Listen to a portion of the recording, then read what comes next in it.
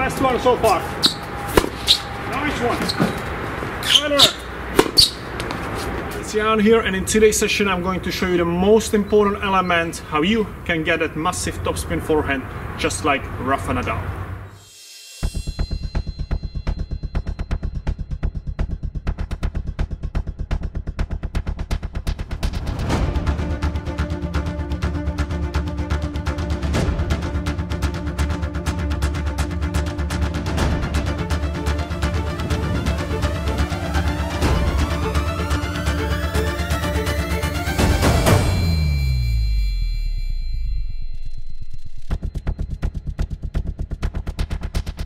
So in today's session I'm going to talk about how you can get that massive topspin forehand just like Rafa Nadal or the pros, just like Dominic Thiem, also fantastic forehand, Tsitsipas, all these guys, all these good clay court players, you know, they have a massive, amazing topspin forehand. Of course, in case of Rafa Nadal, it's extremely amazing, but we're gonna go through that. But the number one thing I want to talk about is it's not about, everybody always talks about the Rafa Nadal grip, how he holds the racket and all this.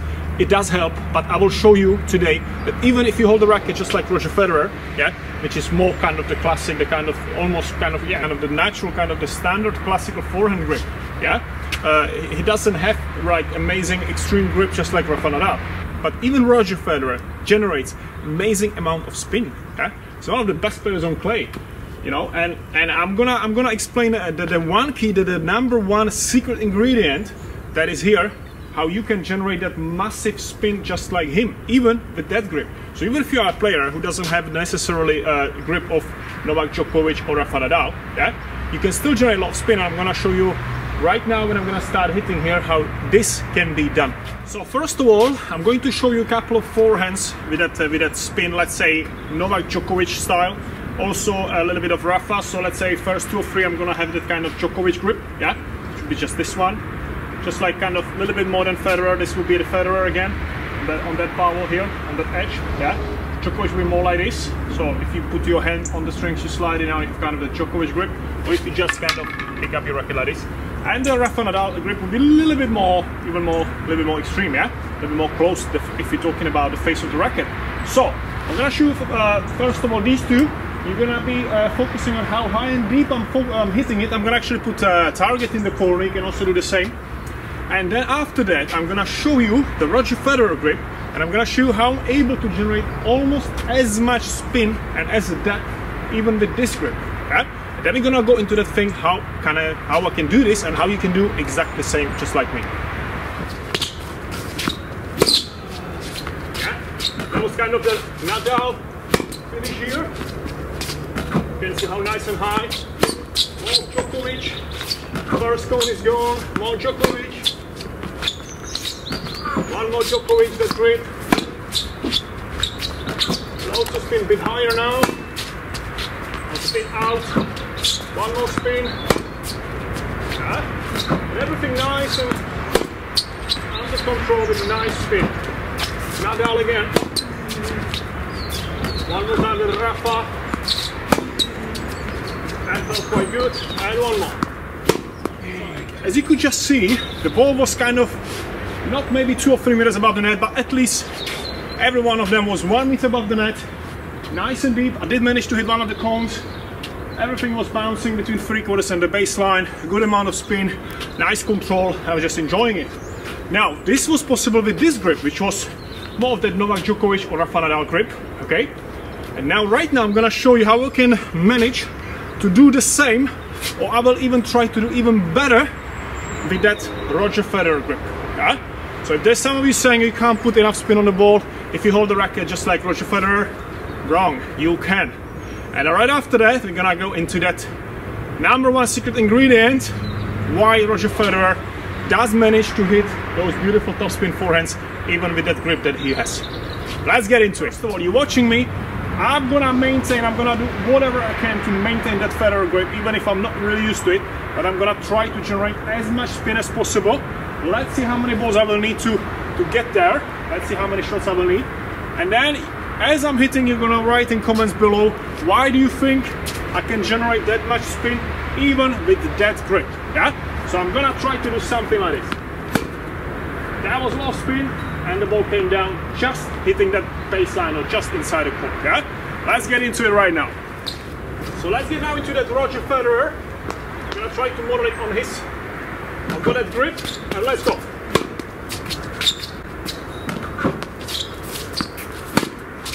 Never felt better. Too short. Much better. Maintaining the grip.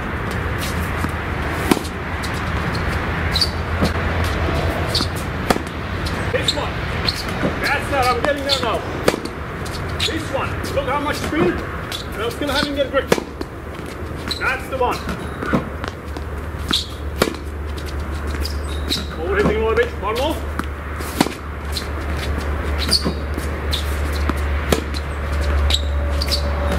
One more. Not bad, not bad. Really getting there now. Okay, more spin. This one. And one more. One more. This one.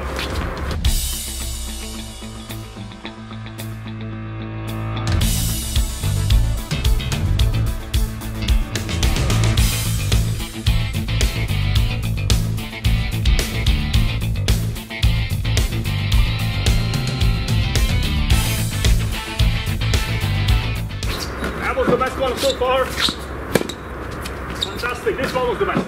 So, you could just see, even though it's not my style, I don't use Roger Federer grip in matches or when I play. I always kind of was more into that Novak Djokovic grip, yeah, since early age, of course. It just felt always natural anyway. So how I was able to generate almost as same amount as a spin as Djokovic or Nadal, yeah. Some of them may be even more accurate. I missed some because I'm not used to this. Of course, still I would have to train here a little bit longer.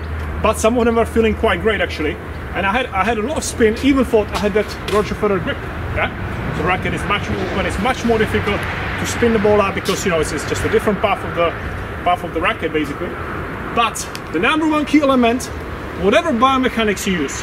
So at this point, it doesn't really matter if you use that Djokovic style or Djokovic grip, or if you have the Nadal a little bit more extreme, or if you do use a little bit more of that classical forehand or a little bit more of that Roger Federer grip. Yeah, none of these will work if you will not be relaxed enough with your wrist. Okay, this is the key. You need to be relaxed with your wrist. Okay, if you're not relaxed with your wrist, and also in general, the whole arm has to be relaxed. Yeah, if you're not going to be relaxed, the wrist lock will not work. Nothing will work, basically. Everything you've done prior to that, even if you use your body properly, even if you use your legs properly, even if you think like, yes, I've got all the technique, but if you're gonna be stiff here, if you're gonna be rigid on the contact, it's not going to work. Write it down. Yeah? Comment below if you disagree. The number one key to have a big top spins is to be relaxed with your wrist and with your arm. You need to be super relaxed. Go and watch Rafa Nadal hitting training, how relaxed he is on the contact. It feels like that he's throwing the racket into it, like the racket is just pulling racket behind him, and he's so relaxed with his arm. And this is the key, this is the number one thing that separates the pros from the club players. Yeah, and of course there is much more things, but the pros are able to manage to control the ball by being super relaxed. Yeah, when you are super relaxed, when you're holding your racket, just that it doesn't fall off. Yeah, that just you holding it, because a lot of club players, again, they holding it so stiff. Yeah, I've been having so many players coming to me. We have a first session, the guy comes on the court and he hits the forehand like this. He's so stiff and he holds the racket so hard that he doesn't allow actually the racket to help him. The racket here is to help you. This is a weight, but in order to use that weight correctly, you need to be super relaxed. I'm not saying be relaxed that that racket is falling off your hand. No, of course not that. But you have to hold it just that it doesn't fall, and be super relaxed with your wrist. Yeah, super loose, nice and loose. So you're playing, obviously, not too loose. Yeah, that you will be losing control completely. No, you have to find the right balance. Yeah, but you have to be relaxed. This is the key. So I'm gonna show you a couple of shots again now. You're gonna really focus on how much relaxed I am when I'm hitting that forehand, how much I let the racket go behind me, because of course, if you do it correctly, the racket goes behind, that's that natural wrist lock there, then I just let it go. But I'm super relaxed, I'm using the weight of the racket, the weight of my head. I even have an extra weight here to help me. yeah? This racket is 345 grams. If you throw 345 grams into that ball by being relaxed, by using the correct biomechanics and everything, you will have a massive forehands with loads of topspin. And if you do use a grip as a Djokovic or Nadal, even better. So let's say we're gonna practice this now. You put the cone right here. You're always getting back to the center behind that cone, yeah? So we add a little bit of footwork also, so it's kind of like in the match.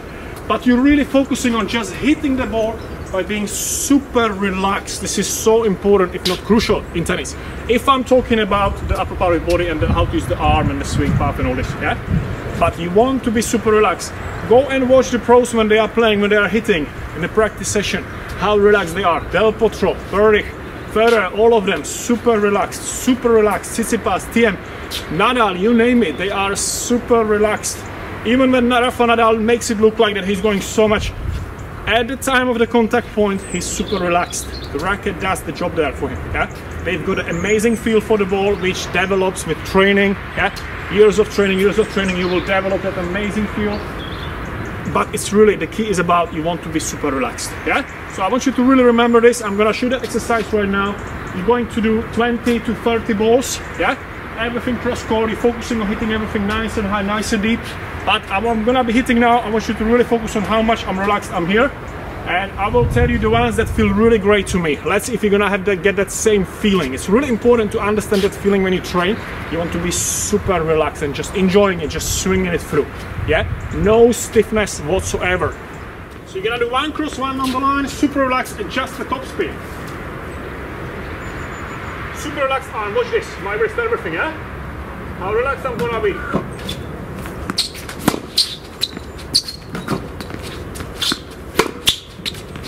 Fantastic. So much more when you relax and so much spin. This one. Up and down. One more. And again, super relaxed.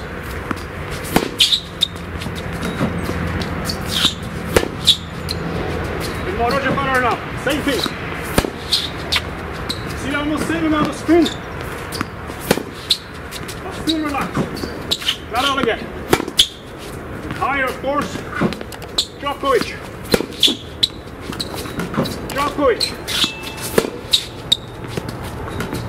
Rafa. Super relaxed. This one. Best one so far. Nice one. Federer. A little more spin on that one, I need. Last one I missed.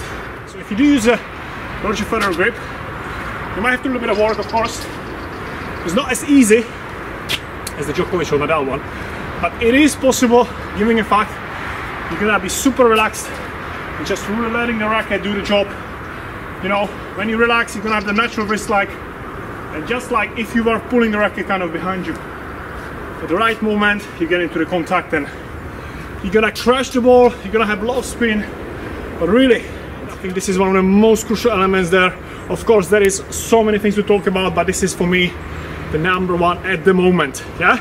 Because if this is not gonna be relaxed, the wrist and the arm in general, everything else prior to that, it's just gonna all fall apart. It's not gonna work because you are not relaxed there and you are stopping those elements to get through that arm into the racket, into the ball, yeah?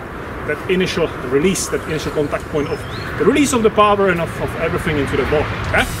It's very simple when you think about it from physics point of view, but really we need to be super relaxed. So I hope this session helped you. I'm gonna get back on the call right now to keep training because it's a beautiful sunny day. I'm here in Calabria preparing for the next season for tournaments, so I can't wait to be here for the next 2 hours. And I'm gonna look forward to see you next session for more. Thanks for watching and have a great sunny day.